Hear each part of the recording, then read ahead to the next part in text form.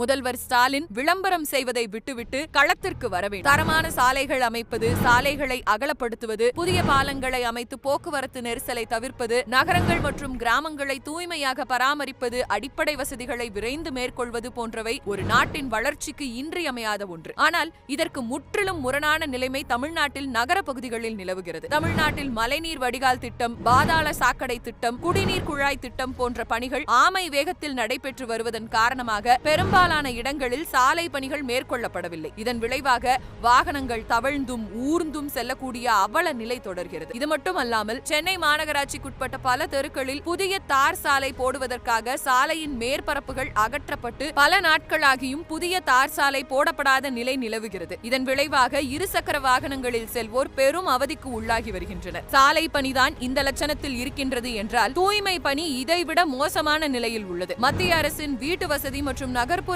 அமைச்சகம் வெளியிட்ட ஆய்வு முடிவுகளின்படி இந்தியாவில் உள்ள 95 நகரங்களில் சென்னை 38வது இடத்திலும், மதுரை 40வது இடத்திலும், திருச்சி 49வது இடத்திலும், கோயம்புத்தூர் 28வது இடத்திலும் உள்ளது. சுருக்கமாக சொல்ல வேண்டுமென்றால் நகரங்களை தூய்மையாக வைத்துக் கொள்ள இயலாத மழைநீர் வடிகால் பணி, பாதாள சாக்கடை பணி, குடிநீர் குழாய்கள் அமைக்கும் பணி போன்றவற்றை விரைந்து முடிக்க இயலாத, வாகனங்கள் செல்ல முடியாத அளவுக்கு, மக்கள் நடமாட முடியாத அளவிற்கு சாலைகளை அலங்கோலமாக வைத்திருக்கின்ற அரசாக திராவிட மாடல் அரசு இருக்கிறது. திமுக அரசின் செயலற்ற தன்மைக்கு முதலமைச்சர் கள நிலையை நேரில் சென்று ஆராய்ந்து தமிழ்நாட்டை தூய்மையாக வைத்திருக்கவும், மேடு பள்ளமாக உள்ள சாலைகளை விரைந்து அமைக்கவும், மழைநீர் வடிகால் பணி, பாதாள சாக்கடை பணி, குடிநீர் குழாய்கள் அமைக்கும் பணி மேற்கொள்ள வேண்டும். இதுவே வாக்களித்த மக்களுக்கு செய்கின்ற நன்றி கடன். இனியாவது முதல்வர் ஸ்டாலின் விளம்பரம் செய்வதை விட்டுவிட்டு களத்திற்கு வர வேண்டும்.